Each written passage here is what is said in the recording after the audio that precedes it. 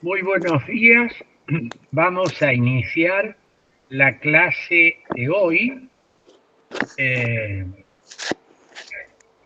día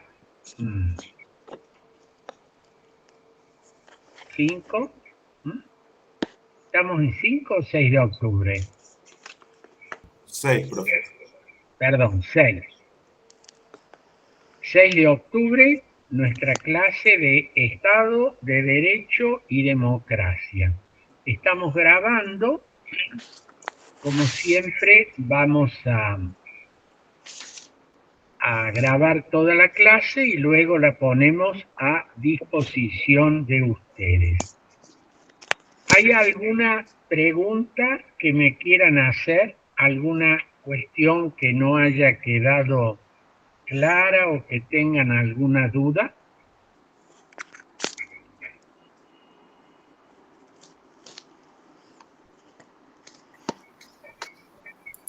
Bueno, aparentemente o no hay ninguna duda o son todas dudas.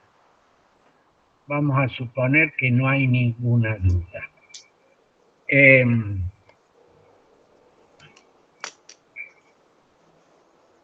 Sí vamos a tratar ahí el pedido de Juan José de colocar en el grupo de Facebook el material que está en el grupo de WhatsApp para facilitarle a todos. Vamos a controlar eso y vamos a terminar de subir el material que no estuviera subido. La otra aclaración, que creo que era Esteban el que les había aclarado a sus compañeros, que cuando les hablé de los trabajos, eran los talleres de lectura de esos 5 textos que habíamos incorporado luego de los primeros textos. Yo les ruego que quienes no lo han hecho todavía lo hagan, de manera tal que para la próxima clase, miércoles, estén subidos o enviados por correo todos los trabajos, porque hoy se van a incorporar 2 o 3 nuevos trabajos para talleres de lectura. Hemos tenido, recuerdan ustedes, la clase anterior, el desarrollo del tema de la fraternidad en las políticas públicas a cargo de el doctor Claudio Viale. Es bueno recordar que este tema,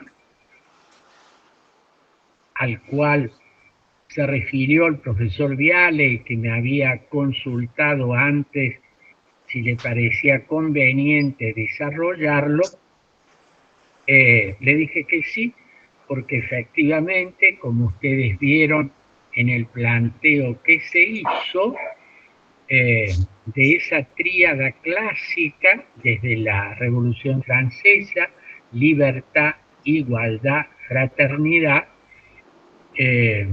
ha habido a lo largo de estos ya casi 3 siglos, 2 siglos y medio largos, entre aquel acontecimiento y nuestra actualidad, una realización, como todas las realizaciones humanas imperfectas, de de aquel primer ideal de la tríada francesa, la libertad. En el siglo XX apareció,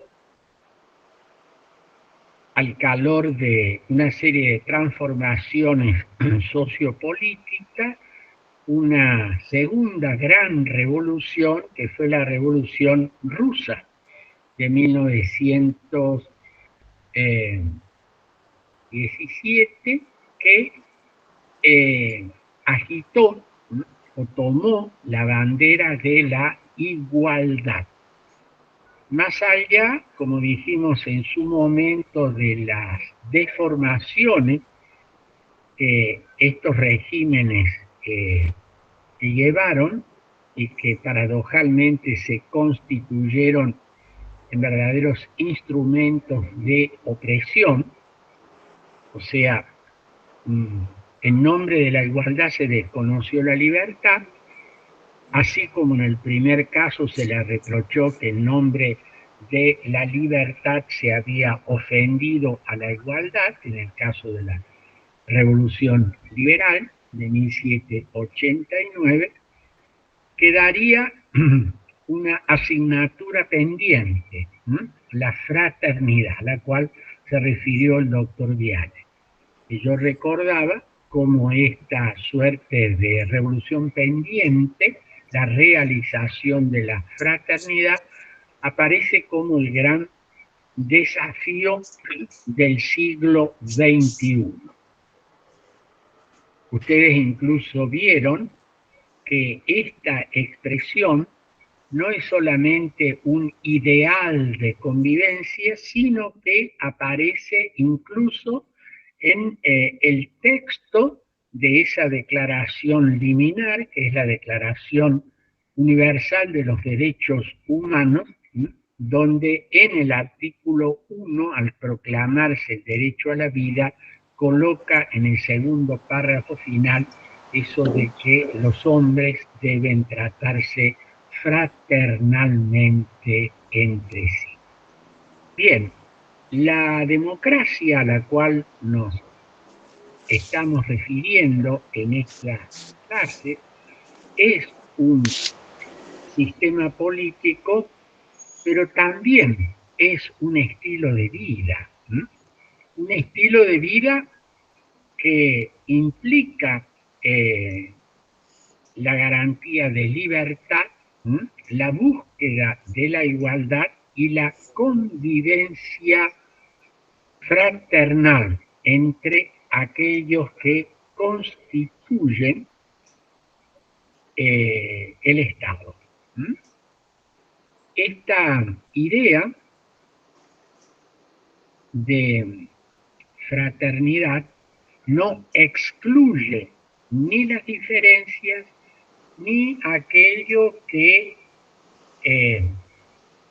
a lo cual hoy nos vamos a referir, que es la discordia, que es el conflicto, que son las tensiones que anidan en toda la sociedad, pero la necesidad de vivir en concordia. Ustedes van a poder ver, les voy a subir al grupo de Facebook y también a este grupo de WhatsApp una grabación muy corta, les va a resultar de fácil lectura. Es del año 1996, donde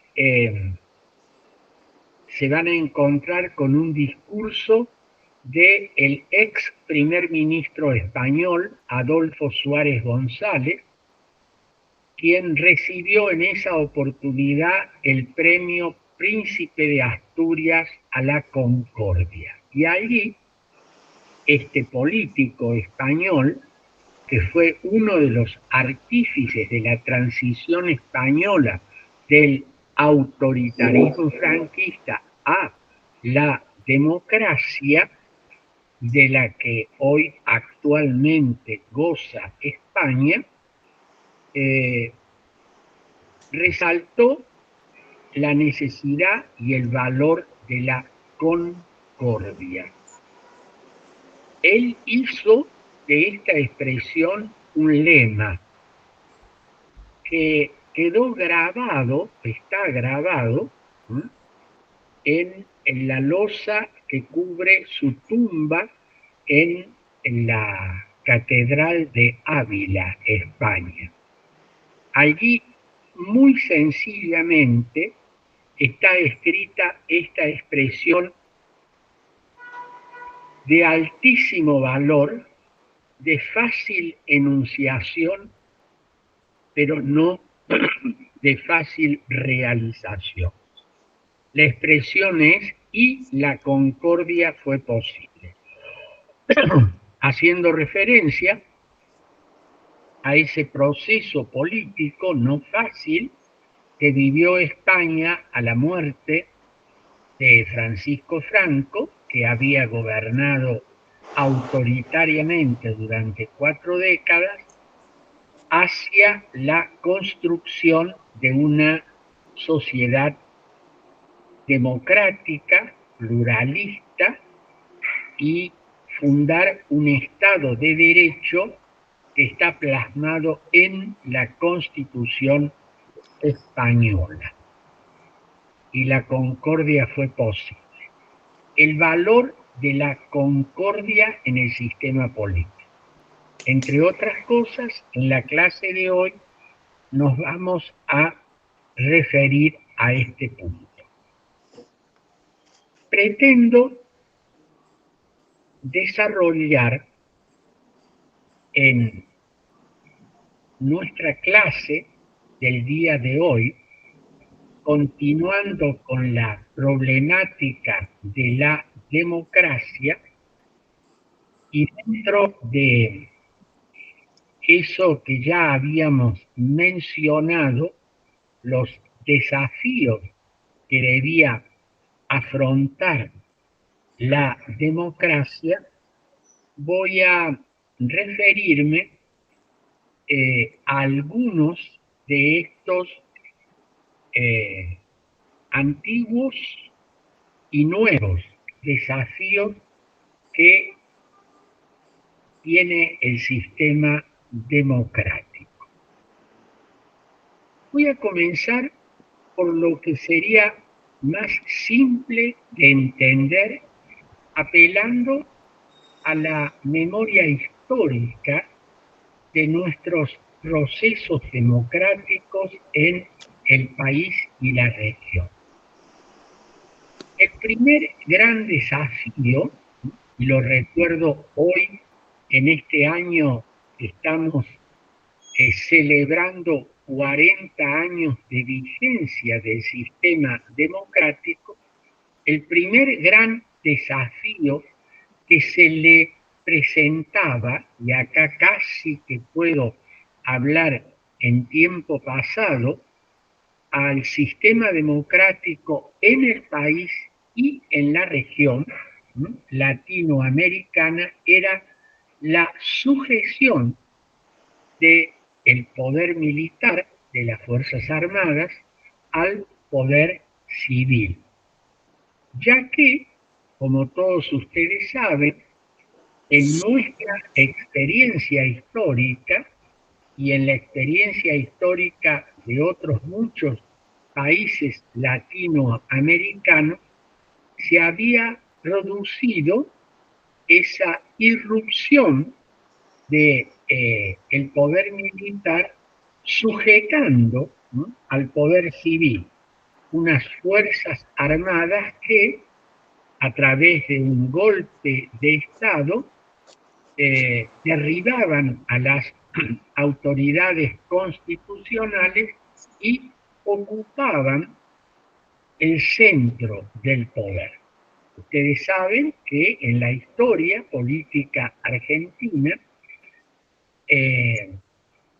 el 6 de septiembre, una fecha que está cercana ahora en nuestro almanaque, de 1930, se produjo la primera irrupción con el derrocamiento del gobierno del presidente Irigoyen. Y luego, en muchas otras oportunidades, 43, 55, 62, 66, 76, las Fuerzas Armadas irrumpieron en el sistema político, destituyendo a las autoridades constitucionales y colocándose en el centro del poder.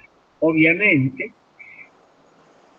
que durante un largo medio siglo Argentina debió enfrentar sin poder resolver este desafío que a partir de la instalación de un gobierno que surgió de elecciones populares libres, las de octubre del año 83, ese gobierno que se instaló el 10 de diciembre de 1983 hasta hoy, y el 10 de diciembre vamos a celebrar 40 años completos, podíamos decir, o podemos decir que en nuestro país, como en casi toda la región, este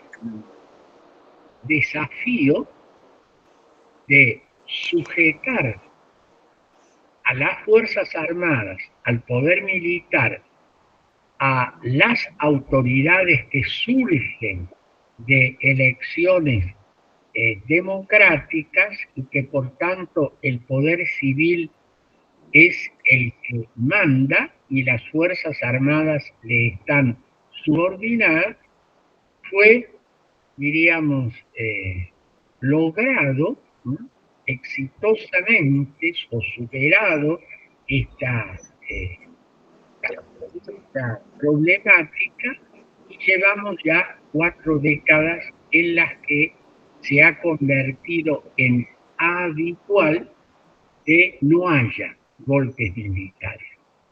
Se ha convertido en habitual en la región esto, y cuando en alguna oportunidad ocurre algo parecido, es visto como una notable anormalidad. Y todos los países de la región, al calor de los organismos internacionales e interamericanos, se aprestan a defender esta democracia que no admite que las Fuerzas Armadas se conviertan en el poder gobernante, sino que estén sujetas a la autoridad civil. Ahora bien, en la lista de una serie de problemas nuevos o que se han renovado en las últimas décadas en el país y en la región, que es la aparición de unos poderes extralegales, extraconstitucionales, que combinan el uso de la fuerza y el manejo de grandes sumas de dinero con una fuerza muy notoria, notable y desestructurante en nuestros países. Me estoy refiriendo al narcotráfico. No se trata aquí de hablar de una serie de conductas personales o grupales referidas al consumo de sustancias psicotrópicas que podrían entrar en lo que se ha dado en llamar la libre elección personal. Estamos haciendo referencia a la existencia de grupos económicamente muy poderosos y que actúan de manera transnacional, que comercializan, fabrican, explotan y distribuyen gran cantidad de drogas que generan una enorme fuente de ingresos que hacen su presencia en la vida de los países. En algunos casos, en las últimas décadas, uno asociaba este problema a algunos países en particular, es el caso de Colombia, por ejemplo, en el cual la droga se convirtió en una presencia desestructurante de la vida institucional. Grandes carteles, fuerzas irregulares financiadas con la droga y esa enorme cantidad de dinero, de recursos, y en muchos casos asociada a grupos irregulares, creó una amenaza muy fuerte a los sistemas democráticos.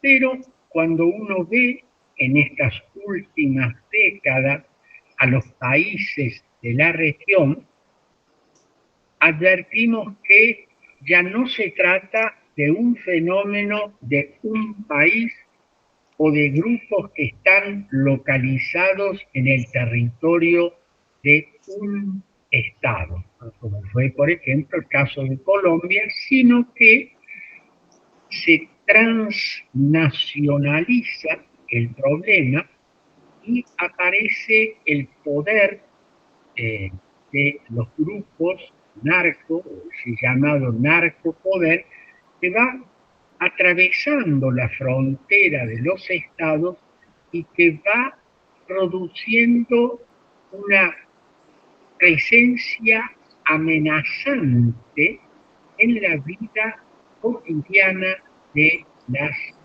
personas. No hace falta que yo les recuerde a ustedes algo que en nuestro caso, en nuestro país, ustedes acceden a través de los medios de comunicación y las redes sociales, la presencia de este narcopoder en ciudades, barrios, regiones de nuestro país. La conexión con otros países, Paraguay, Bolivia, Perú, Venezuela, Colombia, Brasil, son también un dato bastante cotidiano que a su vez lo pueden encontrar en una enorme cantidad de trabajo.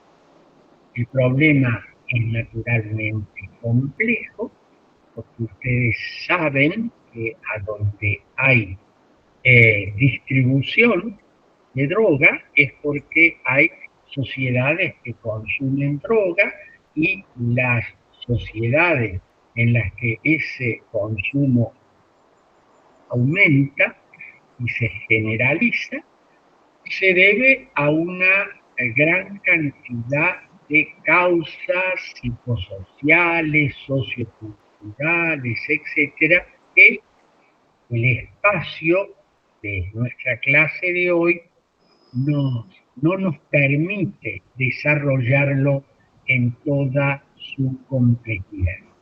Simplemente mencionar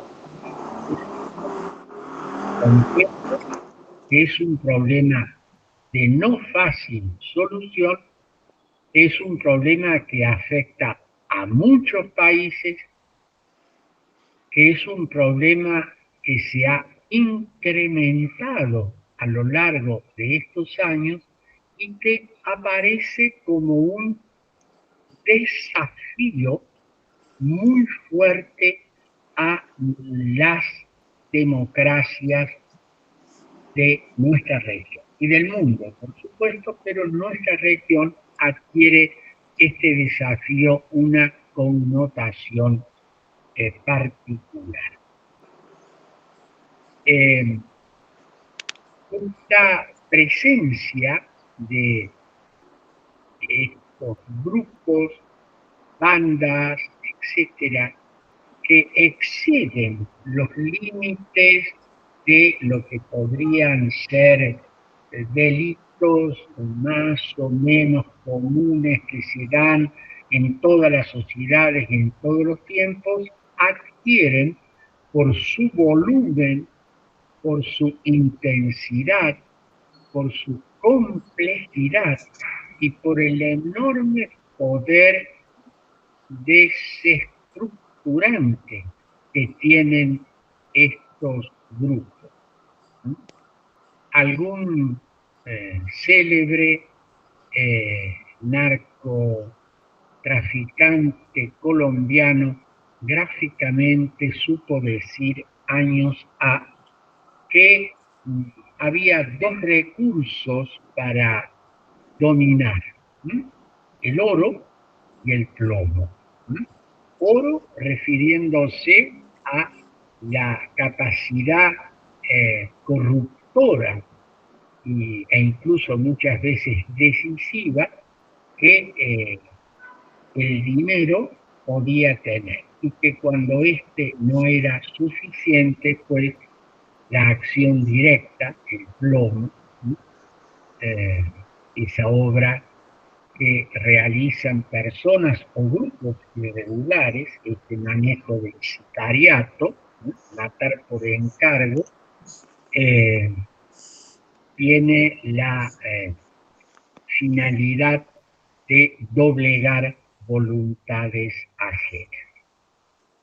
Este oro y este plomo que ofrecen los grupos del narcotráfico constituyen una seria y severa amenaza que desafía a la salud democrática de nuestro país y de la región. Aparece también en este listado de desafíos una cuestión que muchas veces aparece fuertemente ideologizada, que es la llamada cuestión ecológica. Suelo decir, lo van a leer en un pequeño trabajo que les voy a subir, la diferencia que hago entre ecología y ecologismo, utilizando esta última expresión como una ideología, como una ideologización de lo que sería la defensa genuina del equilibrio medioambiental. Este es un tema que, como ustedes saben, ha ganado espacio y prensa en el mundo entero, y como el cuidado, el uso del medio ambiente, la protección del mismo aparecen como una exigencia de nuestro tiempo que constituye un verdadero nuevo desafío a nuestras democracias. Una serie de cambios que constituyen el llamado cambio climático y demás, dentro de la complejidad de factores que lo producen, aparece un uso irresponsable de los recursos naturales y una falta de cuidado al medio ambiente. Esto aparece como un importante y nuevo desafío para el sistema democrático. También aparece un tema como ustedes saben, se hace presente cada vez con más fuerza en los medios de comunicación y en las redes sociales, que es el tema de la corrupción. No es nuevo en la historia de los pueblos, en la historia de las civilizaciones, en la historia de los sistemas políticos, la presencia de conductas corruptas, la presencia de una serie de actitudes, de personas, de grupos, de partidos, de empresas, etcétera, que utiliza los recursos comunes, los fondos públicos, lo que es de todos, en el interés personal, particular o sectorial del grupo, produciendo un notable desequilibrio en el funcionamiento de nuestras democracias. Indudablemente que esto ha tenido y tiene un tratamiento, yo diría, desigual, según el tiempo, país y momento de que se trate. Aparece a veces con mucha fuerza, en otros casos está como ignorado, ¿no? Pero el tema de la necesidad de transparencia, de limpieza en los negocios públicos parece como una fuerte demanda que está exigiéndole a nuestras democracias una respuesta eficaz. Ustedes saben que, entre otras, hay una organización internacional, Transparencia Internacional, que casualmente en estos momentos está presidida por una cordobesa, una profesora de la Universidad de Córdoba, Delia Ferreira Rubio, que preside esta organización Transparencia Internacional, que está presente en casi la totalidad o gran parte de los países del mundo. Y esta organización se encarga de promover, de propiciar debates, conductas, medidas de los gobiernos para combatir el flagelo de la corrupción. No se trata de quedarnos en anécdotas.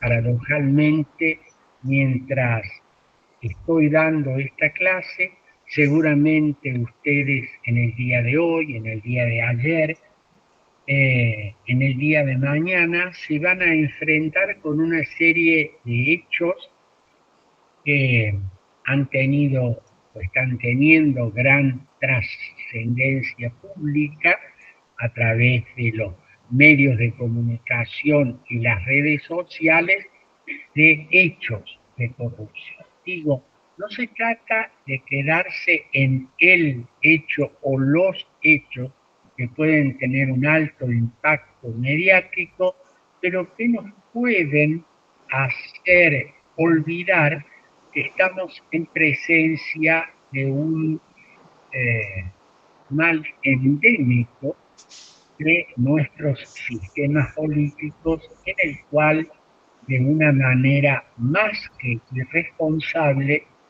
hemos avanzado en situaciones de corrupción. Les recuerdo aquello que una vez quiero haberles dicho en clase, de la mano de un texto clásico, que es el de Montesquieu, en su Espíritu de las Leyes, que cuando de los bolsillos privados, ¿no?, se aportan a las necesidades públicas, ¿no?, que hay virtud republicana, y que cuando de las arcas públicas los privados, estamos en lo contrario. Es decir, una de las grandes formas de corrupción: utilizar los recursos todos en beneficio particular de persona, grupo o sector.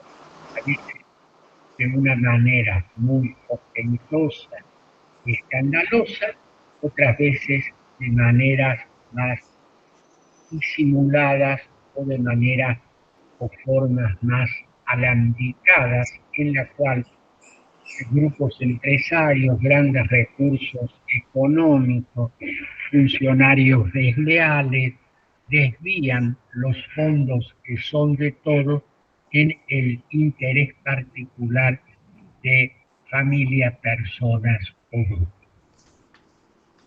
Esta, yo diría, lucha que es eterna contra la corrupción adquiere en nuestro tiempo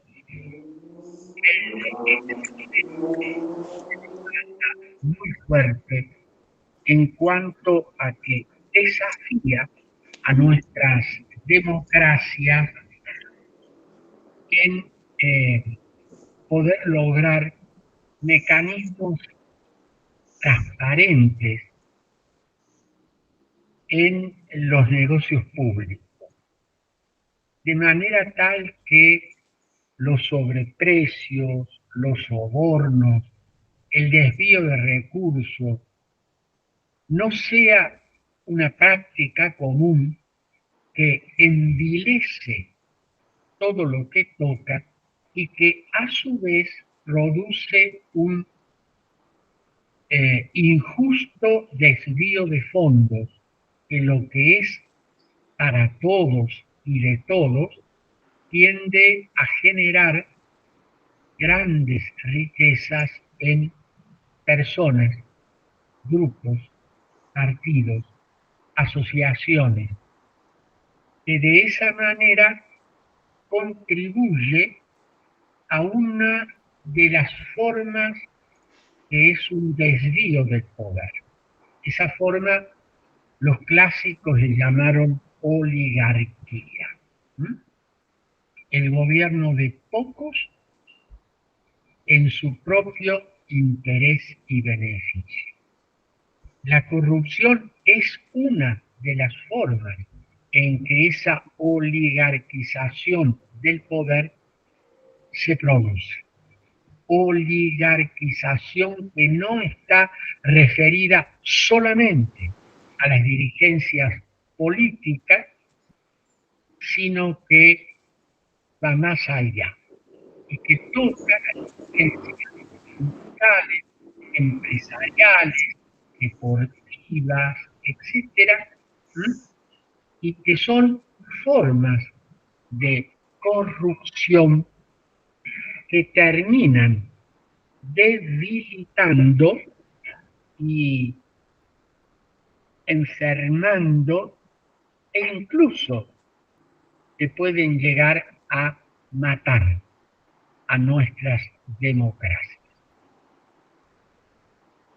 No se trata de hacer tremendismo en torno al tema, pero sí se trata de afrontarlo como un severo y serio desafío a,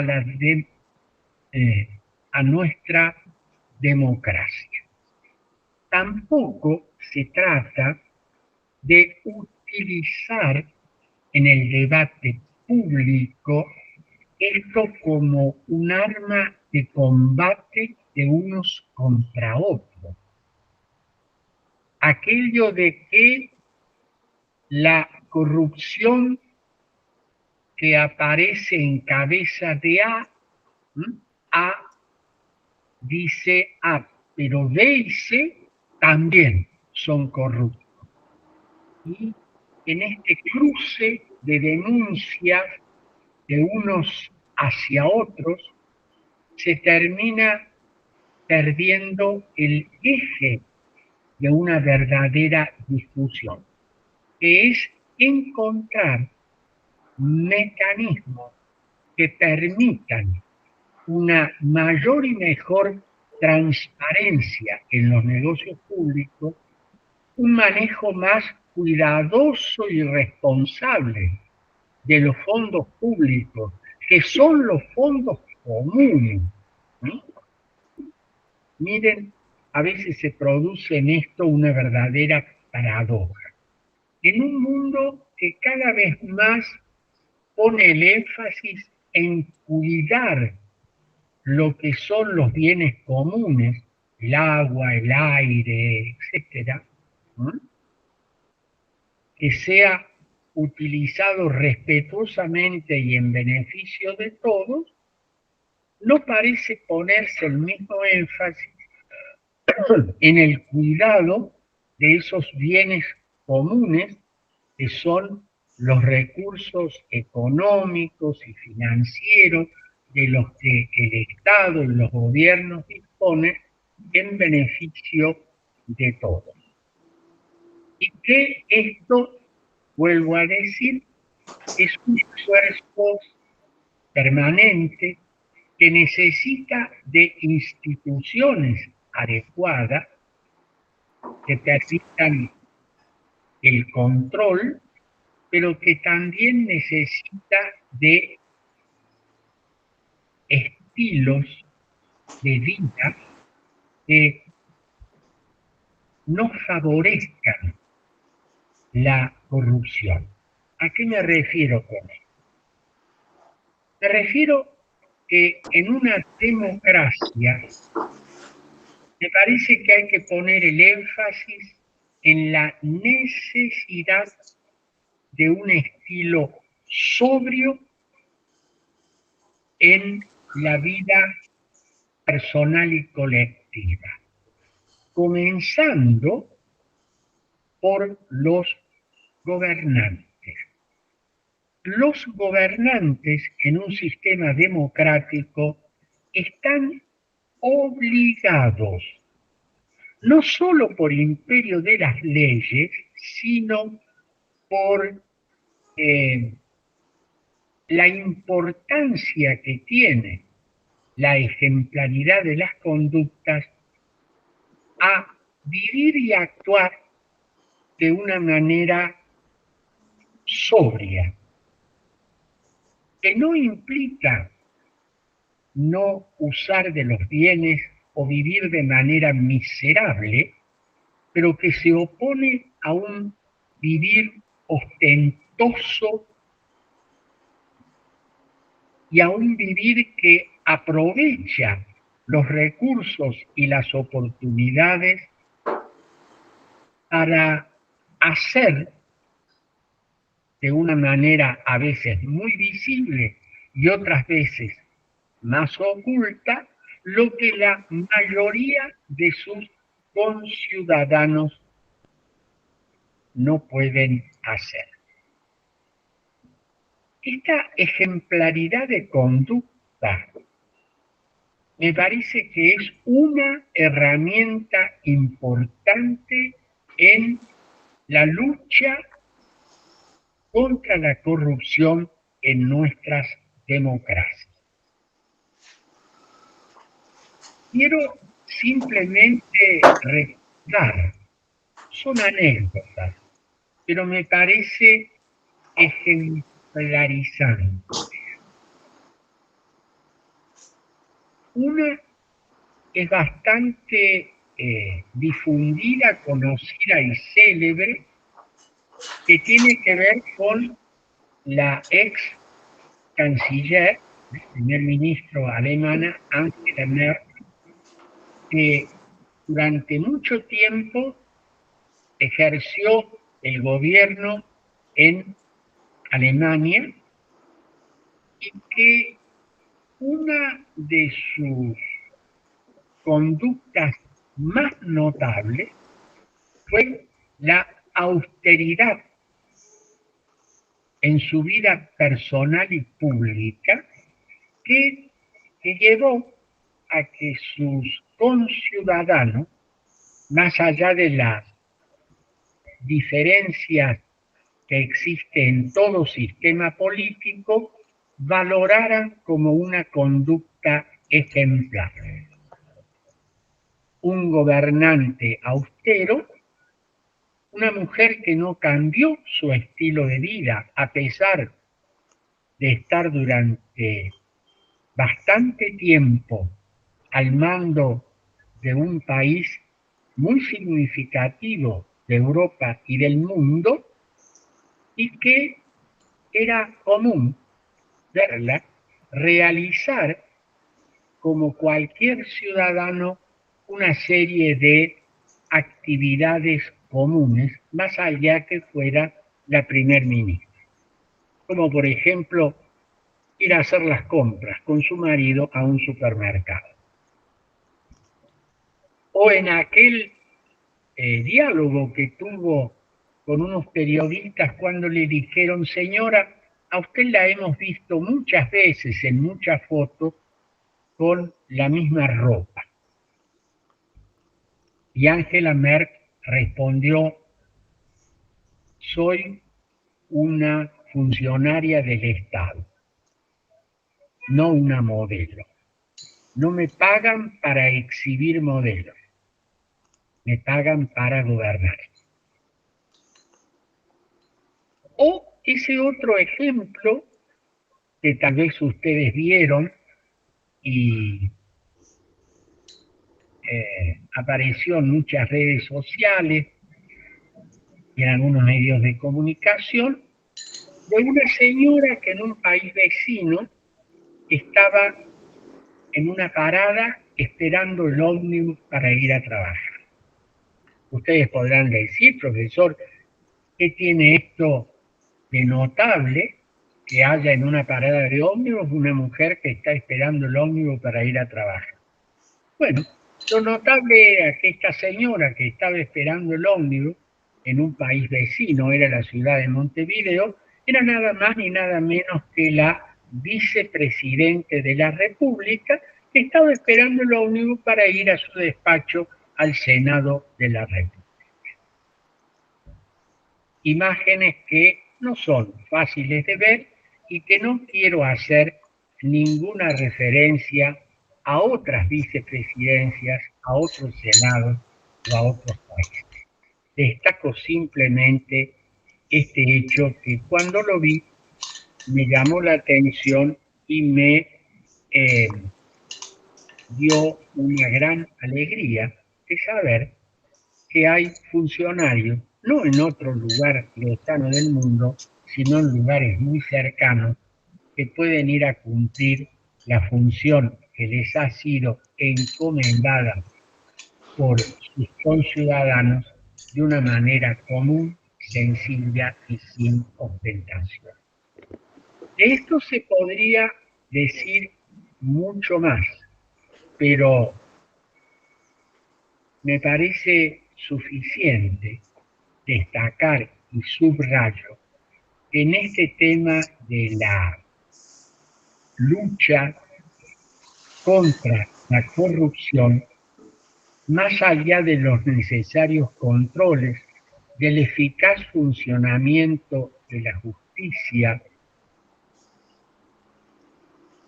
es importante que nos acostumbremos, que exijamos y vivamos en un estilo austero de vida que evite la ostentación, el uso impúdico de riquezas generalmente no bien habidas frente a los ojos de nuestros conciudadanos.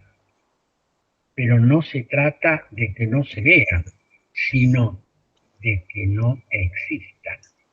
Digo esto porque a veces en esto lo que se termina criticando es la llamada exposición. Pero fulano se expuso de esta manera. No, el problema no es que se expuso, el problema es lo que hizo. La exposición es una consecuencia. No se trata de que no se exponga, sino que no lo realice. No se trata tanto de que aparezca como, sino que sea efectivamente otra cosa. Paso a referirme ahora a un tema que tiene que ver con una palabra que, como dije hace un rato, estuvo en cabeza de un notable político español, Adolfo Suárez González, que es la concordia. Es importante tener presente que concordia es lo opuesto a discordia. Son dos palabras que se oponen y que denotan dos situaciones distintas. Tratemos de precisar de qué se trata. ¿De qué se trata la concordia? No se trata de que haya unanimidad en pareceres. No se trata que haya unanimidad de conductas. No se trata tampoco que haya una ausencia total de debates y conflictos, porque estos son connaturales a la vida social y política. ¿De qué se trata entonces? Se trata de una suerte de acuerdo básico en el cual los miembros de una sociedad pueden disentir en múltiples cuestiones, pero no se sienten como partes excluidas o excluyentes de la sociedad común, ni tampoco se sienten en sus diferentes posiciones como enemigos.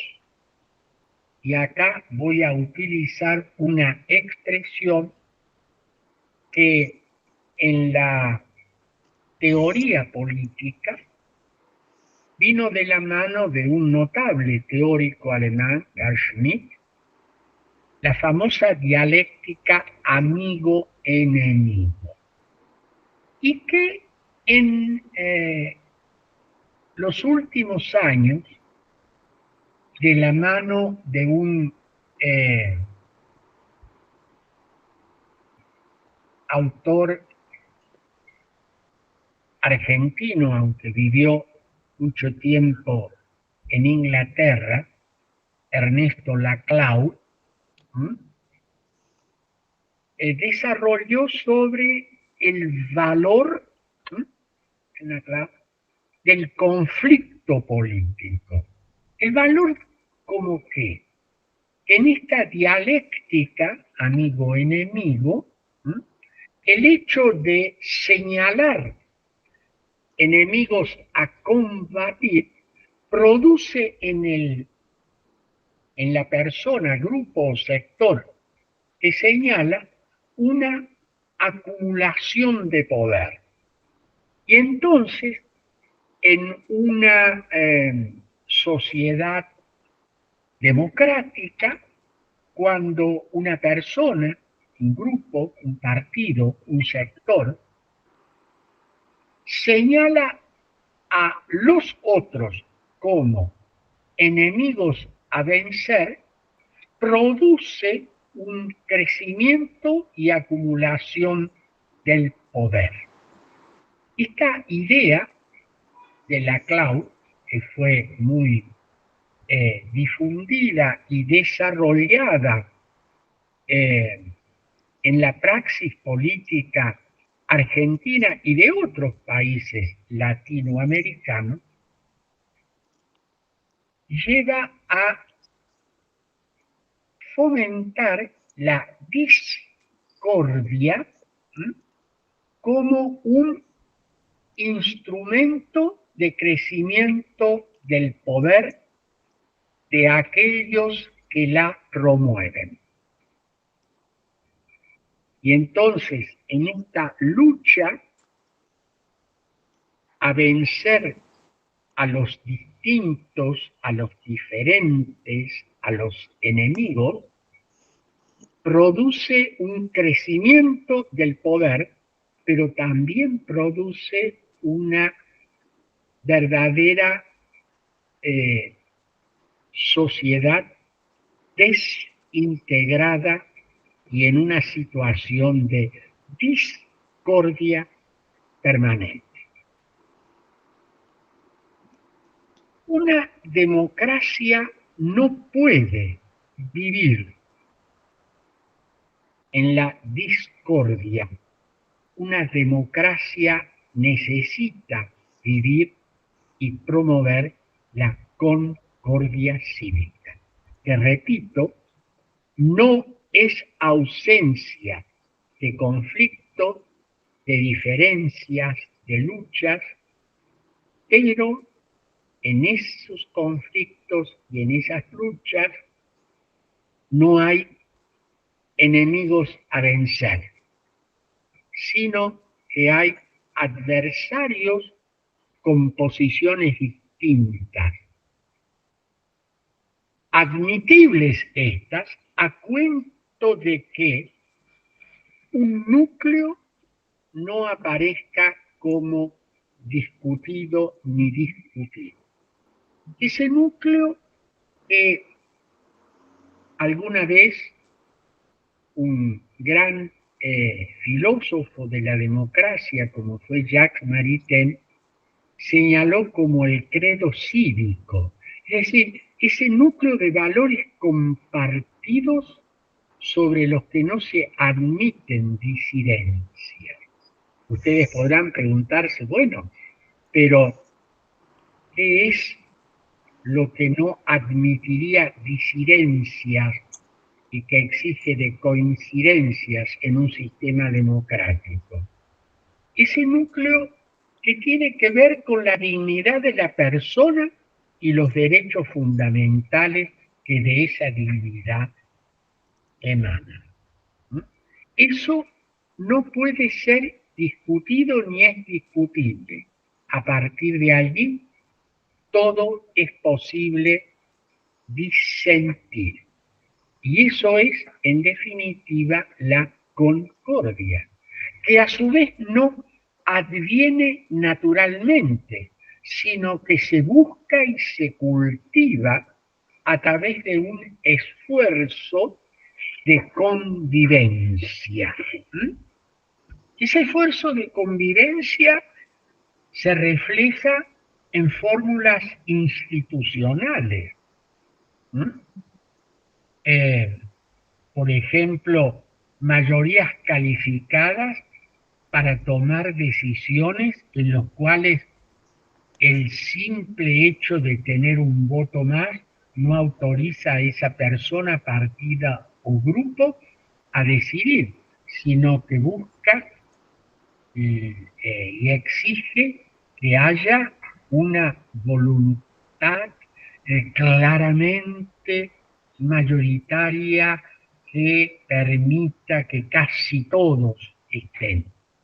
Bien, pero diríamos, esas fórmulas institucionales, ¿no?, mayorías grabadas para la toma de una serie de decisiones fundamentales, no acaba allí, sino que necesita de un estilo en el cual los distintos se admitan como parte legítima de la vida común. Esto es lo que no aparece en el tema amigo-enemigo, porque al enemigo se lo busca destruir. ¿Mm? En cambio, en la relación amigo-adversario, el adversario es alguien que de una manera, nunca diría permanente, sino que siempre es circunstancial, tiene o está en una posición distinta, con el cual es posible dialogar y es posible acordar. Esto exige una madurez política y un estilo de civilización que el sistema democrático nos está haciendo exigir. He apelado a esta fórmula de la búsqueda de la concordia y les voy a colocar a ustedes el texto del discurso de Adolfo Suárez González cuando recibe el premio a la Concordia, el premio Príncipe de Asturias, e incluso les voy a poner para que ustedes puedan oírlo, ¿m?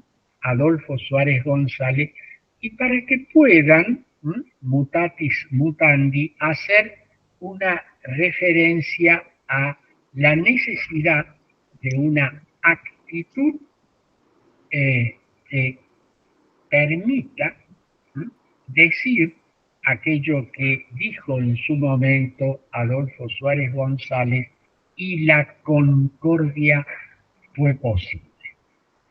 Este no es el único ni el último desafío que la democracia plantea. Me he referido o me he circunscrito hoy a algunos de esos desafíos sobre el cual les voy a dejar algún material para que ustedes puedan leerlo, estudiarlo y reflexionarlo.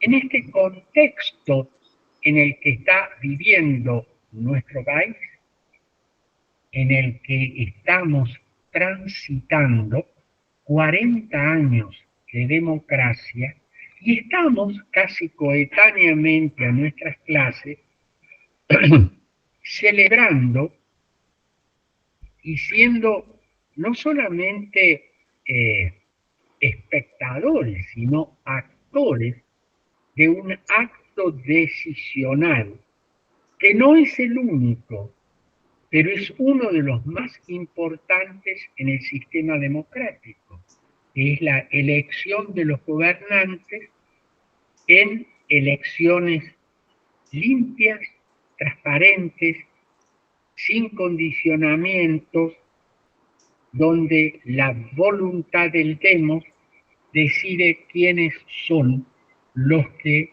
gobernarán, en nuestro caso, los próximos 4 años. Entonces, yo quiero un poco que ustedes, al estudiar estos temas, se piensen no solamente como estudiantes de una materia, sino que se asuman como ciudadanos de una democracia que, con todas sus imperfecciones y límites, se apresta a realizar un acto trascendental. Es la elección de los gobernantes. Bueno, esto era lo que quería plantearles para la clase de hoy.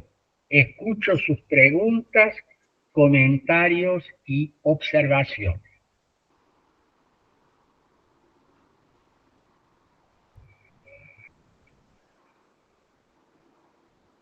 Profe, a mí me ha parecido bastante clara su exposición y concuerdo bastante con usted en el análisis principalmente de lo que hace a la corrupción en nuestro país, sin ánimos de defender ninguna susceptibilidad ni nada por el estilo.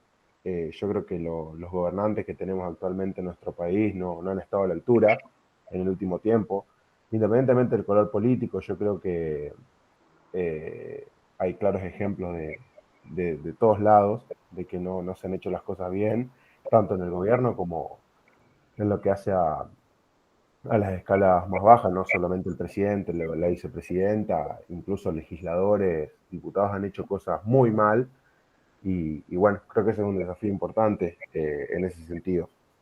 Ahora que vean las elecciones también poner eso en la balanza, valorar cómo se han hecho las cosas,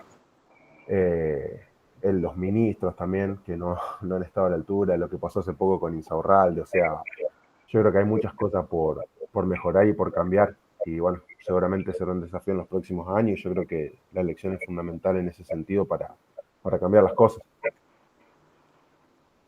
Muy bien, gracias Esteban. Gracias, ¿Alguna profesor. otra opinión? Sí, profesor, yo Cristina. Sí, Cristina. Bueno, a mí lo que hoy me hizo ruido mucho, hablar de un señor que va a ser candidato, no sé si a diputado de Tucumán, creo que es, que habló, comparó, se refirió, él se ve que está en contra de toda esta gente que es homosexual, todo eso, y los comparó con con los rengos y con las personas que ciegas, y dice de que no deben ocupar cargos públicos. Y era tan despectivo al sentirlo hablar, y yo digo, si ahora nosotros están ocupando cargos públicos, personas, por ejemplo, los de la Cámpora, gente que tiene muy poco estudio y sin embargo ocupan cargos y con unos sueldazos que realmente son impresionantes. Así que no sé si también estos nuevos candidatos, no sé, hay muchas cosas que dejan mucho que desear. Muy bien, gracias Cristina por sus palabras. ¿Alguna otra observación? Profe, Sí, Lourdes.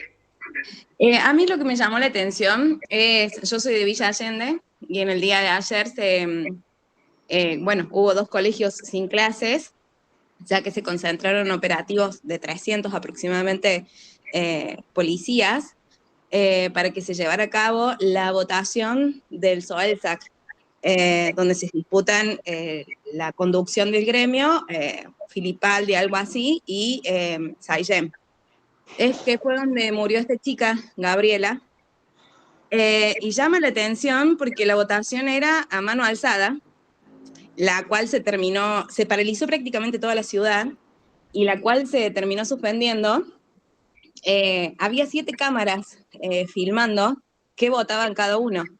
Entonces, lo que me hace ruido a mí es, tanto nos costó llegar a un sistema democrático donde pudiéramos elegir a nuestros representantes, y sigue habiendo esta corrupción, no solo en la parte del gobierno, sino en la parte de los sindicatos, una corrupción de la cual el gobierno forma parte también, porque no tiene nada que ver Villa Allende para la elección, que esto es de Córdoba capital, y sin embargo la intendente de Villa Allende paralizó prácticamente una ciudad, privando a 2 colegios de que no tuvieran clases, el operativo que se montó para esto. Y si hubiera sido, bueno, decimos que se hubiera votado de forma, el voto secreto, que es lo que tanto luchamos por tener, acá fue mano alzada, donde estaban filmados, donde se tuvo que suspender, porque ya habían transcurrido muchas horas y había mucha gente que todavía no había podido ingresar, que estaba en el rayo del sol, y hace ruido pensar de que tanto nos costó llegar a esto, y sin embargo se siguen violando constantemente derechos democráticos. Y es triste ver todo esto, y que lamentablemente muchas personas, por conservar un puesto de trabajo, hacen caso omiso a esta corrupción. Gracias, Lourdes. Yo no tenía o no tengo demasiada información, salvo la que vi muy rápidamente a través de los medios, y me llamó la atención un procedimiento tan poco transparente, digamos, ¿no?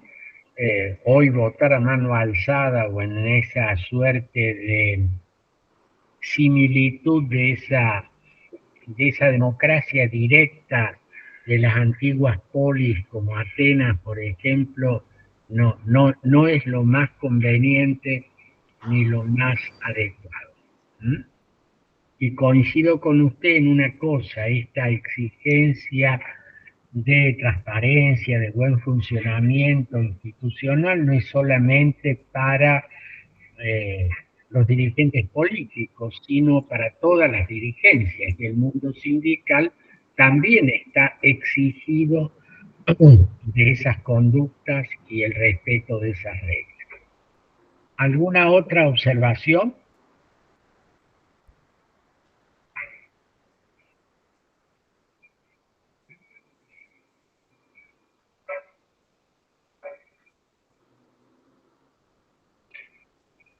Bien, voy a concluir la clase de hoy pidiéndoles que por favor realicen la tarea los que aún no la han realizado y que se pongan al trabajo con la nueva tarea que les va a quedar hoy en ambos lugares, en el grupo de WhatsApp y en el grupo de Telegram. Si no hay otra pregunta o comentario, voy a clausurar la clase ahora.